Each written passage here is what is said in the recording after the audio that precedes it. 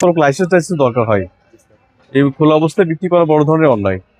তা আপনাদের ইউনো মহোদয় তো বলার কথা, আমরা তো আইন শৃঙ্খলা মিটিং এটা বিষয়ে 5 তারিখ পর্যন্ত কালকে আসছিল, পরশুদিন থানা থেকে যেটুকু আছে 5 তারিখের মধ্যে দেশে শেষ করে দেন। 5 না তারিখ করে যাবে না, আমরা তো বৈধতাই নেই, আমরা তো সিলগালা করে দিচ্ছি সব জায়গায়। আজকেও করছি, আমি 3-4টা সিলগালা করছি পেট্রোল পাম্প দিয়ে বলতে।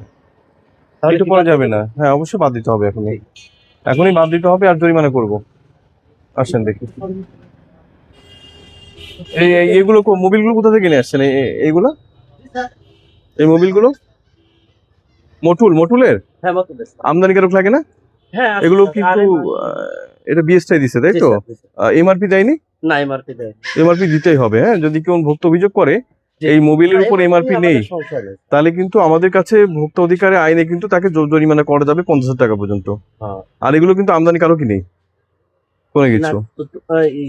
আমাদের ওদেরকে বলতে হবে। হ্যাঁ মানুষ সচেতন হচ্ছে যে মোবিল টোবিলের উপরে কোনো আমদানিকারক নেই, আমদানিকারক নেই। না নেওয়ার সুযোগ আছে হ্যাঁ, আরে সুযোগ আছে। আপনি যদি বলতে চান যে এটা দাম, আমরা সেটা বোঝাচ্ছি। যেমন এইটা যেমন আছে না বিএসটি, এইভাবে থাকতে হবে প্রত্যেকটা মোবিলের গায়ে। যেমন বিএসটি আছে, আবার এটার দাম কত যে লেখা আছে, এটা দাম যেমন কত টাকা ভ্যাট ট্যাট দিয়ে উনি বলছে 670 টাকা, এরকম ভাবে থাকতে হবে। তাছাড়া আর কোনোগুলো কিন্তু ব্যবহার করতে বিক্রি করতে পারবেন না কিন্তু। এরপরে কিন্তু কেটে কেটে সব ফেলে দেবো কিন্তু। মানে এমআরপি স্যার, মানে এমআরপি যেমন এই যে এমআরপি বলতে কত টাকা মূল্য, দাম এটা এই যে লেখা আছে এখানে, প্রত্যেকটা কোম্পানিতে থাকতে হবে। কোম্পানিকে বলবেন যে প্রত্যেকটা এই যে এরকম করে এরা যেমন দিচ্ছে এরকম দিতে হবে প্রত্যেকটা। না ওরা দেয় না, এটা শান্তভাবে দিচ্ছে না, এটা দিচ্ছে, এটা ধন্যবাদ পাওয়ার যোগ্য এই কোম্পানিটা। ঠিক আছে ম্যাক্সিমাম দিচ্ছে। দেখি একটু কাইন্ডলি আপনি কি সরে যান, আমরা দেখি কই এমআরপি আছে। হ্যাঁ এই যে এমআরপি যারা উল্লেখ করেছে ধন্যবাদ। আর না হলে এইগুলো কিন্তু জরিমানা খাবে কিন্তু।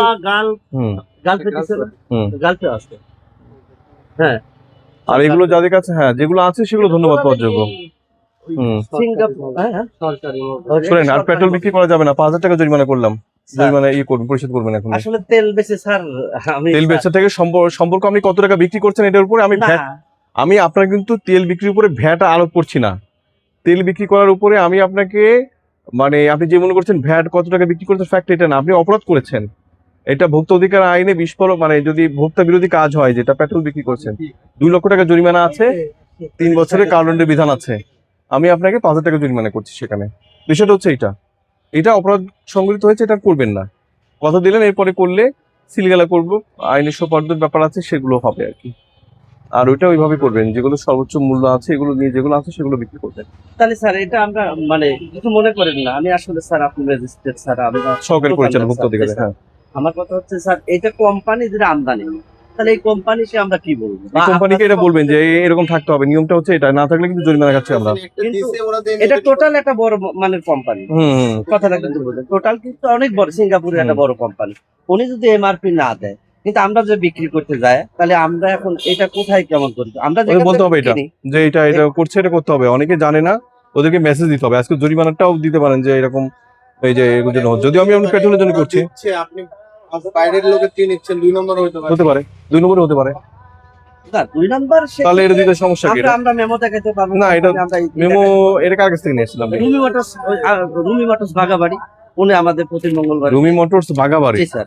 ঠিক আছে, ওটা মাসুদ কি বলে কিন্তু রুমি মোটরস বাগাবাড়ি রুমি মোটরস। আর জরিমানা করছি, দ্রুত দিয়ে দেন স্যার। আর তেলের উপর তেমন কিছু আমি আপনাকে 10,000 টাকা জরিমানা করলাম স্যার, আপনি মোবিলের জন্য আরো 5,000 টাকা জরিমানা করলাম। দেখেন ভালো মনে হয় স্যার, আমি মোবিলের উপর করলাম, মোবিলের উপর আরো 5,000 টাকা করলাম, মোট 10,000 টাকা জরিমানা করছি।